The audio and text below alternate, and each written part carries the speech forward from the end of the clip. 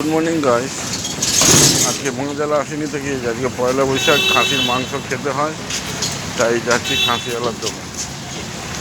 খাসিওয়ালার দোকানে তো প্রচুর ভিড়, দেখুন।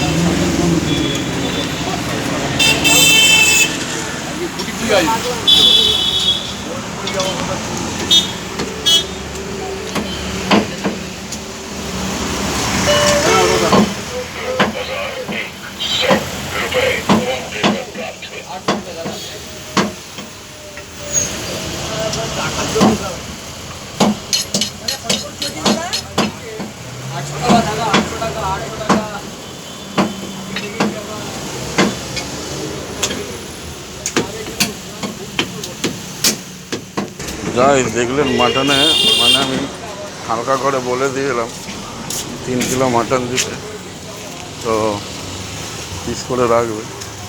অনেক ভিড় তো ওই জন্য একটু লুকিয়ে লাকিয়ে বলে দিলাম,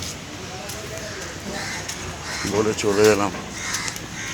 গাইস আমার মাটন লাগবে আজকে, মাটনের সঙ্গে হবে 5 জানুয়ারি, 5 জানুয়ারি খালি মনে হচ্ছে পয়লা বৈশাখ।